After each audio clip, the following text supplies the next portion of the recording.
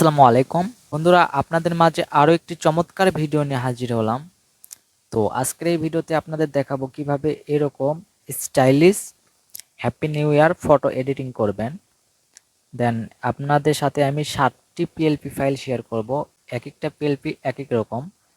আপনারা যদি 7টি PLP file download করেন আপনাদের অনেকটাই ভালো লাগবে, আপনারা 7 রকমের ফটো এডিট করতে পারবেন।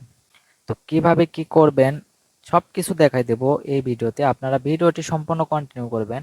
আর এই 7টি ফাইলটি ডাউনলোড করার জন্য আপনাদের 6টি সংখ্যার পাসওয়ার্ডের প্রয়োজন হবে।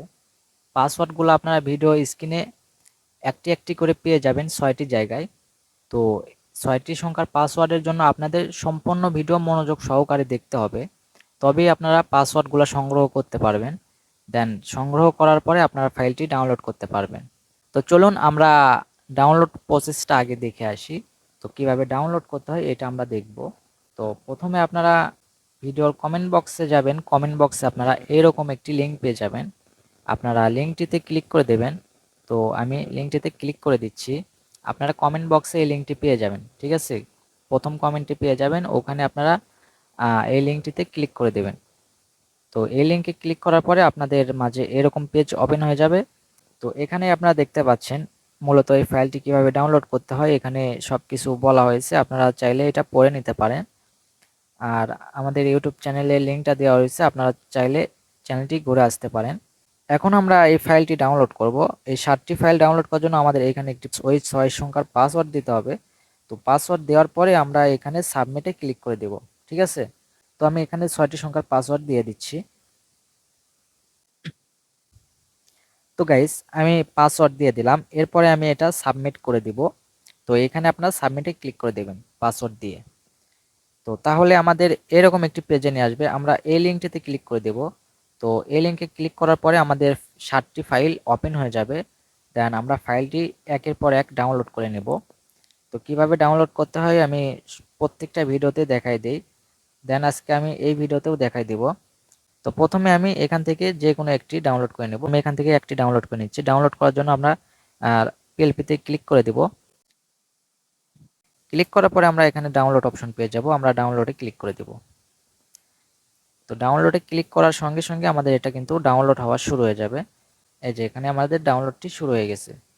তো যাই হোক, এখান থেকে আমরা এটা ডাউনলোড করা শুরু হয়ে গেছে, এটা ডাউনলোড করা পর্যন্ত আমরা অপেক্ষা করব। দেন ডাউনলোড হয়ে গেলে আমরা এটা অ্যাপটিতে ওপেন করে নেব। তো হ্যাঁ, এটা ডাউনলোড হয়ে গেছে, এবার আমরা এটা ওপেন করব। তো এটা ওপেন করার জন্য আপনারা PixelLab অ্যাপটি ওপেন করে নেবেন। দেন এখান থেকে আমি নতুন পেজ নিচ্ছি। তো গাইস এখান থেকে আপনারা 7টি ফাইল ডাউনলোড করে নেবেন। ডাউনলোড করা হয়ে গেলে আপনারা এখানে 3 লাইনে ক্লিক করে দেবেন। এরপরে আপনারা এখানে ওপেন পিএলপি ফাইলে ক্লিক করে দেবেন।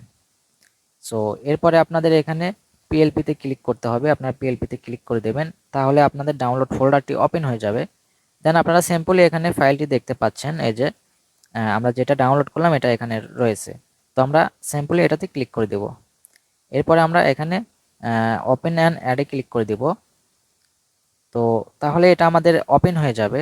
সো আমরা একটু ব্যাক বাটনে ক্লিক করব, তাহলে আমরা এখানে দেখতে পাচ্ছি আমাদের ফাইলটি ওপেন হয়ে গেছে। তো এরপর আপনারা লেয়ারে ক্লিক করবেন। লেয়ারে ক্লিক করার সাথে আপনারা দেখতে পারবেন এই লোগো তৈরি করার জন্য আমি যতগুলো পিএনজি ব্যবহার করছি এখানে সবগুলো শো করবে।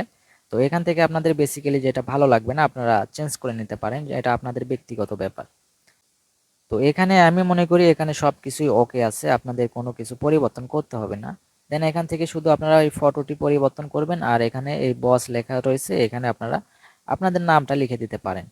আমি আরও 6টি পিএলপি ফাইল দিয়ে রাখছি, ওখান থেকে আপনারা 6টি ডাউনলোড করে নেবেন। ডাউনলোড করে এখানে ইনপুট করবেন। ইনপুট করার পরে আপনাদের এখানে যেটা ভালো লাগবে আপনারা সেটা নিয়ে ফটো এডিট করবেন আপনাদের ইচ্ছা মতো।